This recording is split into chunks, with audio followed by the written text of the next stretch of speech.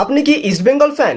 আপনি কি মোহনবাগান সমর্থক? দাঁড়ান, আপনি কি বাঙালি এবং ফুটবল প্রেমী? তাহলে আজকের এই ভিডিওটা আপনার জন্য, মিস করবেন না।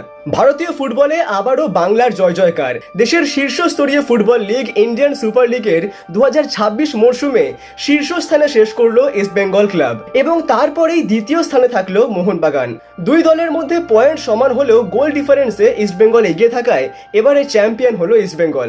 দেখুন, বাংলার ফুটবল কালচারের জন্য এটা কিন্তু খুবই গর্বের এবং একটা পজিটিভ কথা যে একটা পুরো ভারত জোড়া লিগ, তার মধ্যে টপ দুজনই কিন্তু আমাদের কলকাতার টিম। তবে হ্যাঁ, যেখানে পজিটিভিটিস থাকবে সেখানে অবশ্যই নেগেটিভ কিছুও থাকবে, আর এখানে নেগেটিভিটি তৈরি হচ্ছে দুই দলেরই কিছু বোকা বোকা সমর্থক এবং তাদের মন্তব্যের জন্য। তো আজকের এই ভিডিওতে আমরা কথা বলবো ইস্টবেঙ্গল এবং মোহনবাগান দুই দলেরই কিছু বোকা বোকা সমর্থকদের কিছু বোকা বোকা মন্তব্যের আসল সত্যটাকে নিয়ে। দীর্ঘ 22 বছর পর ইস্টবেঙ্গল ক্লাব একটা ন্যাশনাল লিগের চ্যাম্পিয়নশিপ পেয়েছে এবং এই বছর, টু বি ভেরি অনেস্ট, তারা ডিজার্ভও করে এটা। কিন্তু ইস্টবেঙ্গল জেতায় কিছু বোকা বোকা মোহনবাগানী সমর্থক তাদেরকে হেয় করে বলছেন, পয়েন্ট তো আমাদের সঙ্গে সমান, ওটা তো গোল ডিফারেন্সের জয়, এতে গর্বের কি আছে? হ্যাঁ, গর্ব আছে, অবশ্যই আছে। দেখুন, খেলার যা নিয়ম, যা সবার জন্য সমান ছিল, ইস্টবেঙ্গল ক্লাব সেই নিয়ম মেনে খেলেই কাপ পেয়েছে, চ্যাম্পিয়ন হয়েছে। সো কারুর ভালোটাকে খোলা মনে অ্যাপ্রিসিয়েট করুন। আর তারপর তো সামনে আসে এই দৃশ্যটা যে টম আলড্রেড, ডিমি পেট্রাটস এদের গাড়িকে লক্ষ্য করে গাড়ি থামিয়ে গো ব্যাক স্লোগান দেওয়া হয় কিছু মোহনবাগানের বোকা বোকা সমর্থকদের থেকে। আর এটা কিন্তু খালি মোহনবাগানের ব্যাপার নয়, ইস্টবেঙ্গল সহ বাকি অনেক দলকেই দেখা যায় যে যখনই তাদের সমর্থন করা দলের বা পছন্দ করা দলের কোনো খেলোয়াড় ঠিকমতো খেলতে পারে না বা রেজাল্টটা হয়তো তাদের মন মতো হয় না, তখন তারা ছুটে যায় সেই খেলোয়াড়দেরকেই অপমান করতে।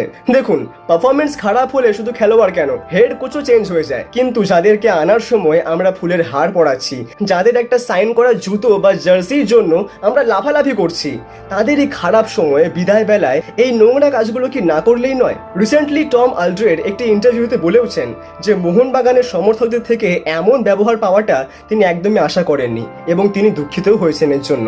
চলুন, মোহনবাগান তো হলো, এবার আসি ইস্টবেঙ্গলেরও কিছু বোকা বোকা সমর্থকদের বোকা বোকা মন্তব্যের কথায়। খেয়াল করে দেখবেন যে ইস্টবেঙ্গল সমর্থকদের একটা বড় অংশ মোহনবাগানের উদ্দেশ্যে একটা বোকা বোকা মন্তব্য প্রায় করে থাকেন। আরে তোদের তো ক্লাবটাই বিক্রি হয়ে গেছে, যা গি গোয়েঙ্কার পাচাট। যারা এগুলো বলে তারা কি জানে যে সেই 2022 সাল থেকে তাদের ক্লাব ইস্টবেঙ্গলের মালিকানার বর্তমানে অফিসিয়াল রেজিস্টার্ড নাম কি জানেন না? আসুন আমি বলছি, ইমামি ইস্টবেঙ্গল এফসি। আগে হ্যাঁ, ইমামি। 2022 সালে ইমামি গ্রুপ নামক এই সংস্থাটি আপনাদের ইস্টবেঙ্গল ক্লাবেরও 77% মালিকানা কিনে নিয়েছে। আর আপনি কি এটাও জানেন যে ইমামি গ্রুপের সঙ্গে আপনার ক্লাবের যেই পার্টনারশিপ, তাদের একজন মালিকের নাম কি?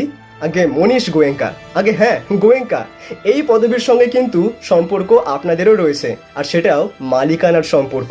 এছাড়াও AIFF এর নিজস্ব ওয়েবসাইটে দেখুন, ইস্টবেঙ্গলের রেজিস্টার্ড অ্যাড্রেস, ইমেল আইডি, এমনকি ইস্টবেঙ্গল ক্লাবের নিজস্ব অফিসিয়াল ওয়েবসাইটেও দেখুন, সব জায়গাতেই নামটা কিন্তু ইমামি ইস্টবেঙ্গল বলে registered. So please next time থেকে এই ক্লাব বিক্রি হয়ে গেছে টাইপ বোকা বোকা মন্তব্য করবেন না। দেখুন, যে কোনো একটা ক্লাবের একটা ভালো দল তৈরি করতে গেলে সেখানে অর্থের প্রয়োজন, টাকার প্রয়োজন এবং তার জন্য প্রয়োজন স্পন্সর বা ইনভেস্টরদের। আপনি ইতিহাসের পাতায় চোখ বুলিয়ে দেখুন যে ইস্টবেঙ্গল, মোহনবাগান দুই দলই বিভিন্ন সময়ে নিজেদের স্পন্সর অনুযায়ী রেজিস্টার্ড নাম বদলেছে।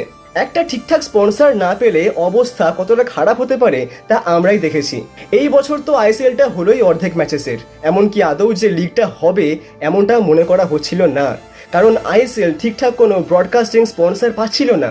ইভেন আপনি কি এটাও জানেন যে সপ্তাহ 2-2.5 বাদেই যে ফুটবল বিশ্বকাপ শুরু হতে চলেছে, আমাদের দেশে সেই বিশ্বকাপের খেলা দেখানোর জন্য টিভিতে কোনো ব্রডকাস্টিং পার্টনার বা কোনো চ্যানেল পাওয়া যাচ্ছিলই না। যদিও AIFF এর সাধারণ সম্পাদক রিসেন্টলি বলেছেন যে আগামী সপ্তাহেই সেই ব্রডকাস্টিং পার্টনারের নাম জানানো হবে। জাস্ট ভেবে দেখুন যে এমনটা না হলে এইবার হয়তো ফুটবল বিশ্বকাপটাও আমরা দেখতে পারতাম না টিভিতে।